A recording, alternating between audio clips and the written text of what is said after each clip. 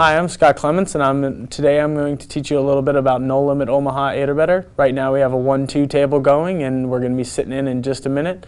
I'm hoping to have a few hands to teach you a little bit about how to play. So from what we're seeing right now, it looks like it's going to be a little bit of an aggressive table. Players shoving all in and players making some loose calls.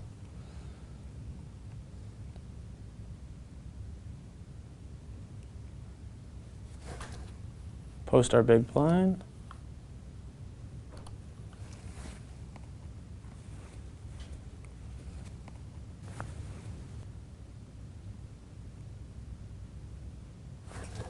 Right now we have a King 10 3-5. It's a pretty raggedy hand, but we're able to see a cheap flop, so out of the big blind, so we will check our option.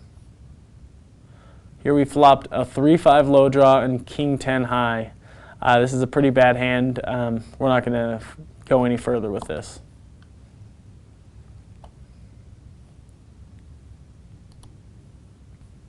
Looks like the table started to fill up. We got a pretty decent hand here to start with. We have ace, deuce, 9, 10. Right now we have this player limped in for had to post his $2, so that's $2 dead. That's what we consider it. Player raises to 11. We're going to decide to just flat call. Not a bad situation to just shove, but we do not have any fold equity against this player. I've played with him before. So I play really aggressive when I play in the cash games of Omaha high-low. Here I flop top pair. The board came 9-6-6. This is not a strong hand, but against a heads-up opponent that's quite aggressive, I'm not going to be folding right now. We turned a heart draw. It turns a queen.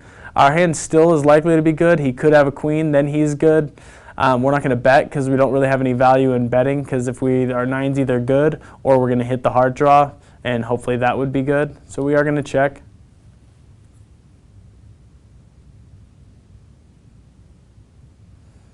River's a queen. One more time we're going to check and just hope our 9 is good. It is good, and we'll scoop the pot. There's no point in betting at any point there because we weren't going to get any action by any hand that we beat. They were just going to fold all hands. They were just going to fold all hands that we beat. The hands that we did beat, he wasn't going to call with, so there was no reason to bet. And if we didn't beat his hand and we bet, then we're just losing that money, and we're just throwing it away. So good little start. $13.60 profit so far. Started with $60. This table filled up nice and quickly, which was nice. Started with 4 and we got up to 9 in just a matter of minutes. The number of players at the table is going to dictate how I play by how aggressive I am. When you're heads up or short-handed, you want to play a lot more hands and try to raise a lot more and steal a lot more. Where if you're at a full table, you have to be folding a lot more and trying to play a few less hands.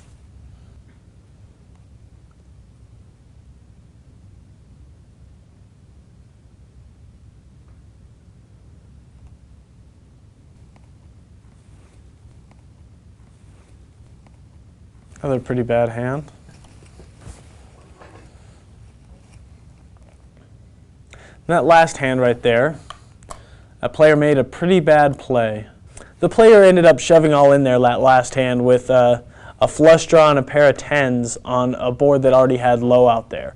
So the player who had nut low just said, hey, I have nut low, so I have to call. So that was a situation where he put all of his money in, pretty much hoping for the other guy to fold, but when he does call, the other guy's free rolling on him, and he ended up hitting one of the free roll outs that he had. So he ended up getting scooped for $80 or whatever he had. And he was also playing a pretty bad hand pre-flop. He had King 10-10 deuce with clubs, which is not a hand I would recommend to ever play. The types of hands people should be playing should depend on how your table is playing. If your table is like playing really aggressively, and then you pretty much, in a no-limit Omaha 8 or better, if I see any ace-king deuce in an aggressive game, I'm pretty much going to put all my money in the pot.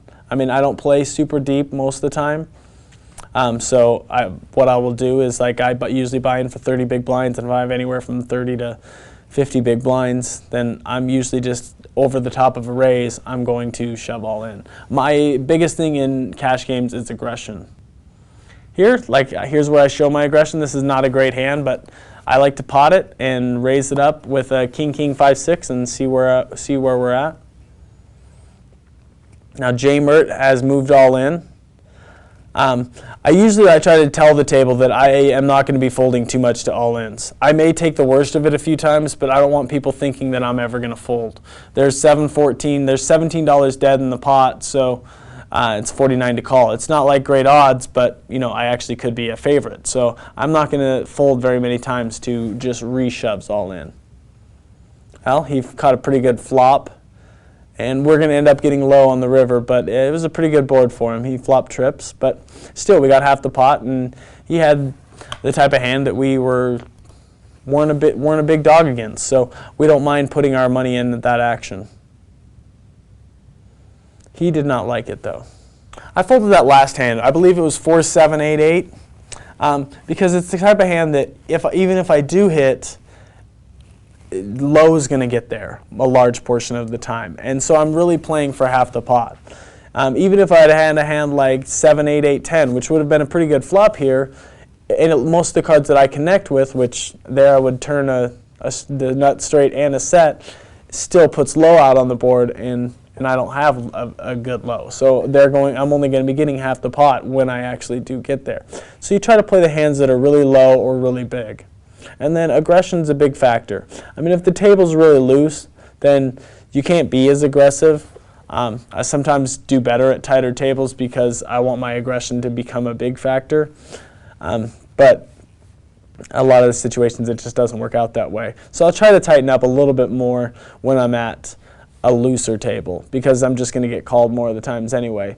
But I also try to just run it. A lot of times I kind of play a high variance style. I'm going to be 3-betting and large portion of the time with any of my big hands, and that's because I can take the swings at the levels that I play a lot better than most other players can. Other players will have, like, maybe if they'll have a swingy day, then they'll get really stressed out, then they'll start playing bad.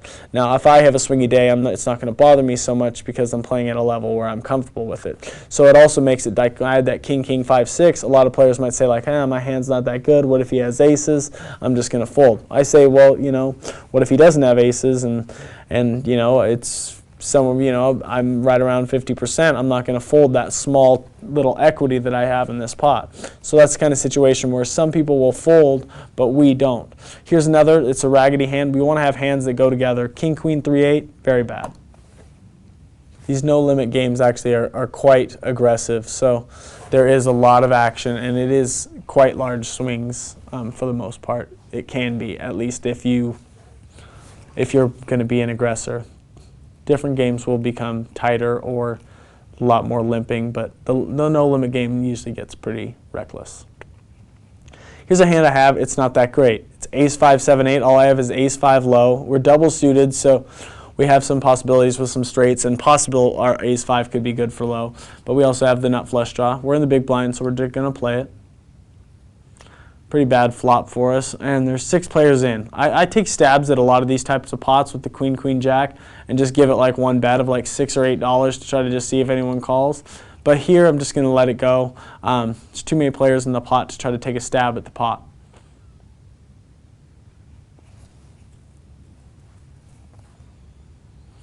But I don't know. Everyone checks around on the flop. I'm thinking about betting the turn, but no, we're just going to check behind.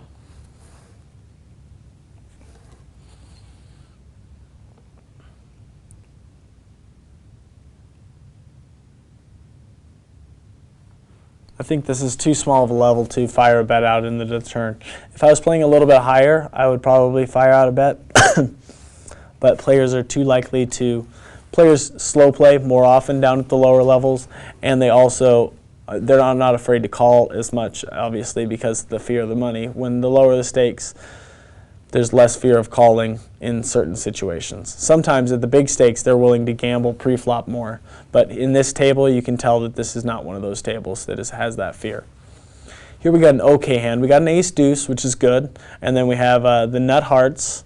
but we have an extra one of them, which is not good. And then we have a 7-10 to go with our ace-deuce, which is not a real strong hand. We have one limper so far. We're just going to actually limp in also.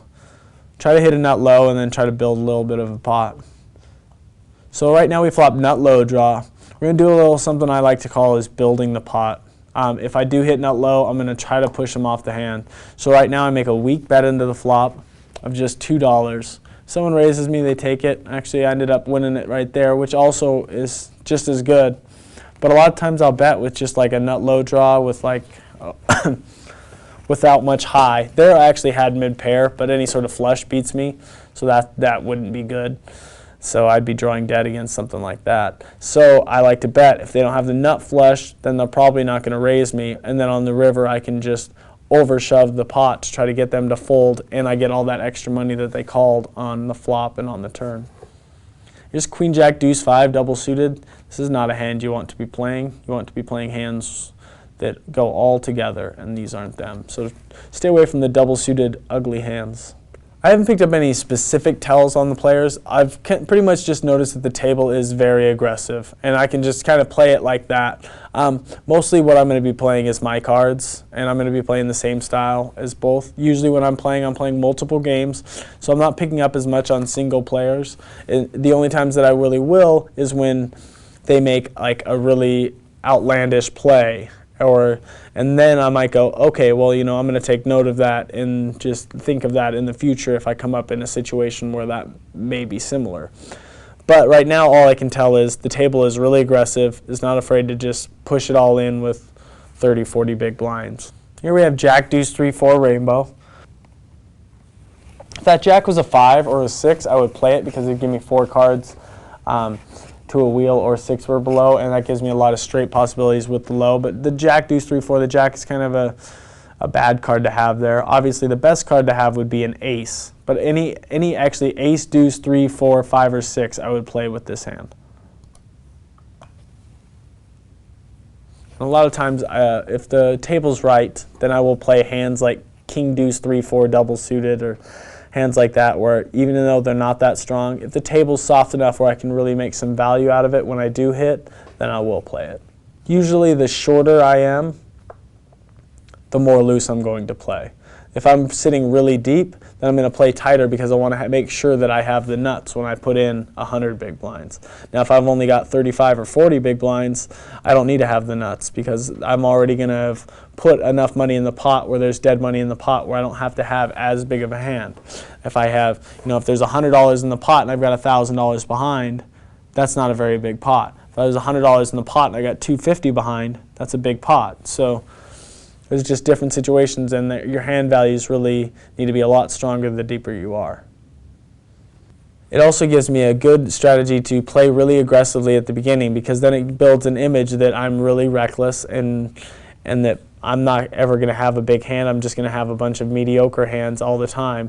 Now, when I actually do double up or build the stack, then they're going to remember that and be like, oh, he was so reckless. And then when I have like 100 or 150 big blinds, and then all I'm putting it in with is like nut, or the best hand, the best low with a really big high, then they're gonna think that I have one of those other hands and then stack off on a much bigger pot than it was before. Here we are going to continue our aggression. All we have is big cards, but we're going to try to push people out, try to steal the blinds a few times.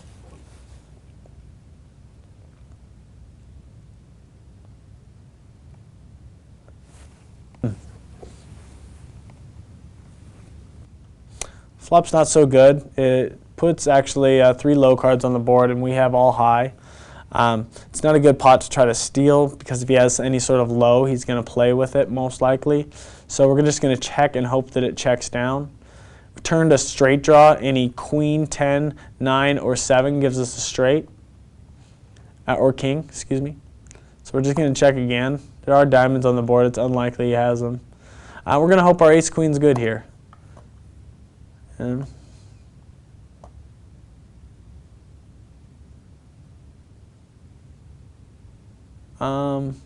Wow, he checked behind with jacks full of aces there. That was, I I don't think we're calling a bet on the river anyway, but that's not really what we put them on. Here we have ace, deuce, 8, 8. We're going to raise it up again.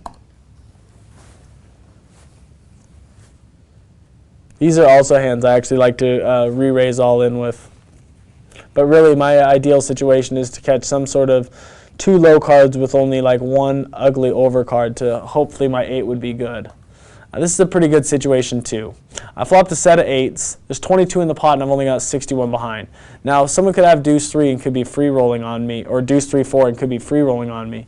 But I'm still going to play with aggression and pot it up because I don't have that much. They can't free roll on me that much. And I do have a live deuce draw. So that does help my hand quite a bit. And the times that they fold, I still get that 2280 in the middle.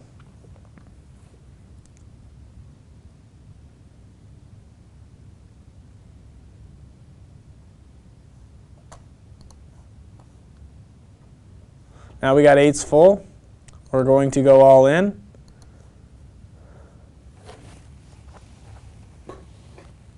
Now a 3 or a 7 gives us the side. See, a 3 or a 7 would have given us the better low. And a 6 would have given us, I guess it wouldn't, he would have still had it. So a 3 or 7 would have given us the better low on the side pot. But we ended up missing, but we still made a small profit because we got all of the high side.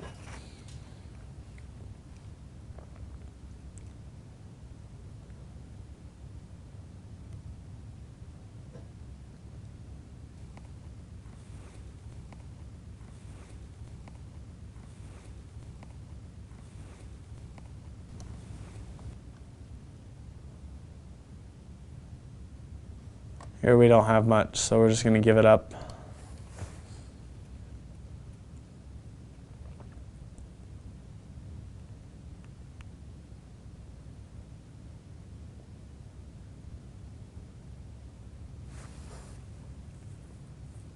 Here we got flop, or excuse me, we have a pretty big hand pre-flop. We got ace 4 clubs, queen deuce diamonds. We're double suited, and we have 3 wheel cards. Very good starting hand.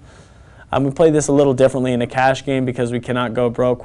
This would be a hand we'd really want to maybe try to build the pot in PLO tournament or in a limit Omaha 8 or better tournament. We'd really want to put some more money in there. We'd want to get people in there. But here we just want to put a lot of money in there. Not try to build a pot, but just make it big. And then if we hit something, we're going to just go with it.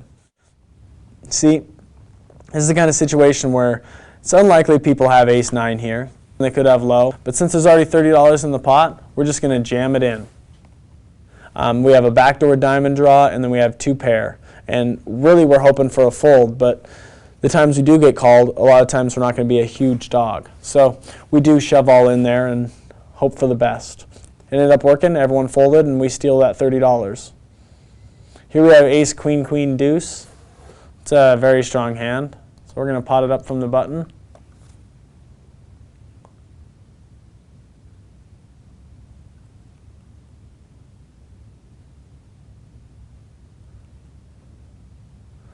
It's a very good situation. That's a good flop. Just going to come right out betting again. The only hands we're afraid of is a hand like 3-5, where they can catch. I mean, obviously, if he has 3-5, he's free rolling on us because an ace or deuce comes, unless it comes like a queen, queen, or a queen and pairs the board. So right now we're pretty close to the same hand. He's got an open-ended straight draw and a pair of 5-6s. He's probably a slight favorite, but we ended up getting 2/3 of that pot. He had a nut low, and he also had an open-ended straight draw, a pair of 6s, and so we had a lot of different cards he could catch. But he didn't catch any of them, and then we ended up 3/4ing him. I hope you have learned a little bit from this No Limit Omaha 8 or better cash game that I brought you to. It's a 1-2 game. We started with $60 and we moved it up to $143. We used mostly aggression, and then we had some hands that, you know, we got half with and we put it all in with the king, king, 5-6 against ace, queen, deuce, so that was nice. And then we also ended up getting 3/4 win that last hand. So we ended up hitting a few hands and it worked out well, but we also played well. And I just want to keep in mind that you want to use the aggression to your advantage when playing Omaha high-low.